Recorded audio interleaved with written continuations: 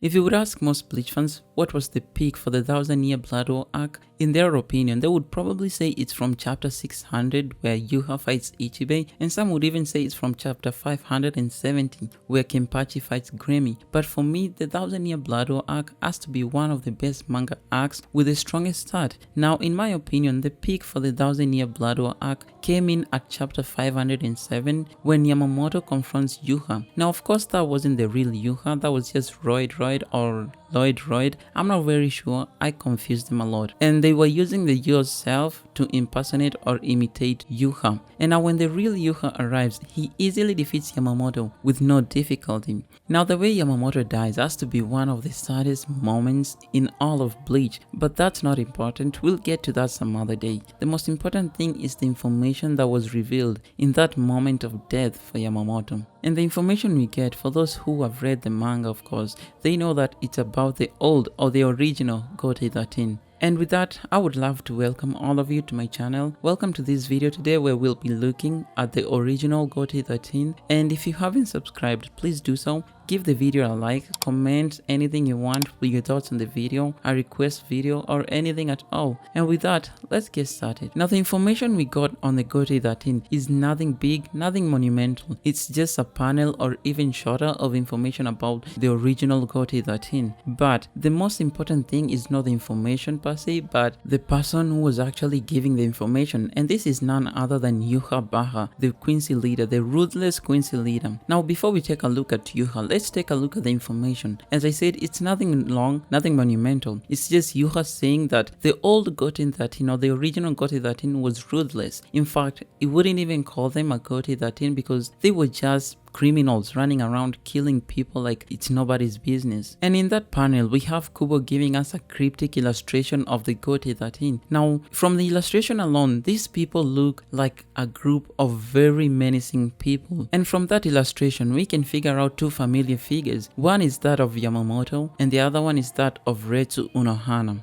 the first Kenpachi. Yhwach then goes further to say that the only thing that was keeping the old Gotei 13, or this group of criminals as he called them, in order was the power of Genryusai Shingekuni Yamamoto. It's also from here that we learn that Yamamoto 1000 years ago would do anything at all to win the battle. As much as the original Gotei 13 was a group of cold-hearted killers, Yamamoto was nothing less, if anything, he was everything more. And it's because of this reason that the old or the original Gotei 13 was to be greatly feared, and Yamamoto as the leader would do anything to win the battle, including even sacrificing the lives of his own men. As Yhwach states, the lives of the men of Yamamoto weighed only as much as ash to him, Yamamoto. And he finishes off by saying that during the last Blood War 1000 years ago, the old or the original Gotei 13 completely massacred the Quincies, and once they had attained that peace, they had more to protect, and thus they became soft and a gutless bunch over some foolish sense of justice and pride. And before finishing off Yamamoto, Yhwach states boldly that the Gotei 13 died 1000 years ago with Yamamoto and his group of merciless killers. Now this information weighs as much as a feather, but if you consider the person who was giving it and his characters and his beliefs and his principles, then it becomes the most credible information that you will ever get. And with that, let's take a look at Yhwach the Almighty. Now the leadership of Yhwach over the Quincy Empire is something torn between dictatorship and military leadership. You can easily say that Yhwach is obsessed with war. He single-handedly instigated the first and the second Blood Wars. And we have no idea what Yhwach was like 1000 years ago, but we have an idea of what the Yhwach of the present is like. And the present Yhwach and Yamamoto from 1000 years ago are very much alike in that when Yhwach was describing Yamamoto 1000 years ago, it's like he was perfectly describing himself currently, because later on in the chapters of Bleach, we get some really cold moments from Yhwach. The current Yhwach is ruthless, as we see from him ordering the execution of BG9 and Kangdu, who had lost in battle. Yhwach is heartless as he goes on to use the Osvallen on his Sun Readers without thinking twice. He even used the Osvallen on Jugram Hashwald, who was actually his second in command, and he even called Hashwald his second half, and he still killed him. So this just shows how ruthless and heartless and cold-hearted Yhwach actually is. And we're not even forgetting that Yhwach was gonna destroy the universe with all the billions of lives in it. So it's fair to say that Yhwach is something unhinged from existence itself, as he holds nothing in compassion. So with all of this said, and now that we've established that Yhwach is ruthless, now you can see just how important the words he said about the original Gotei 13 are, and that these words are absolutely truthful. And even if you don't believe him, you can just look at Unohana Yachiru and how she was behaving. From the flashback we got of her time as Kenpachi and when she met Zaraki, we can see that she was ruthless, as she used to go around Rukongai and the outskirts asking her squad members to gather the criminals, and even though she knew they were no match for her, she would still fight them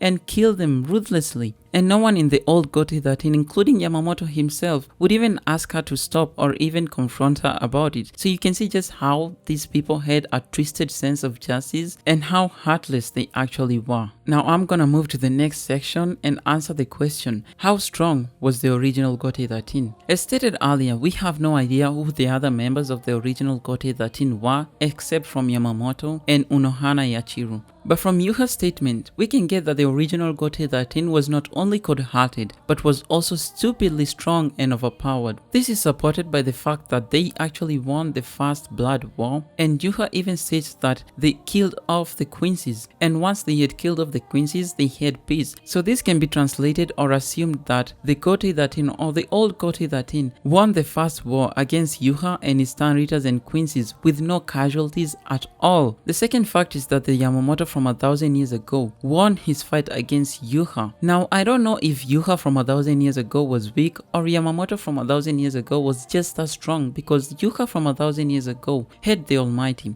and Yamamoto from 1,000 years ago had even completely mastered his own Bankai, and he still won against Yhwach. So you can see just how strong Yamamoto is, and we can assume that that same level of strength of Yamamoto, or at least even Unohana Yachiru, is the same level the other captains were. And looking at that illustration, I can completely say that these people look menacing and stupidly strong. So yes, I believe the Gotei 13, the old Gotei 13, was just that powerful. And I can go further and say that the old Gotei 13 is more powerful than the current Gotei 13, or the Gotei 13 in which Yhwach found in his second invasion of Soul Society. And with that, we can now move to the final part of this video, and that is answering the question, where did the old Gotei 13 or the original Gotei 13 go? So far in Bleach, we've met only two members of the original 13 Court Guard squads, and that is Unohana Yachiru and Yamamoto Genryusai. And because we haven't met any of the other members throughout the entirety of Bleach, that could mean two things.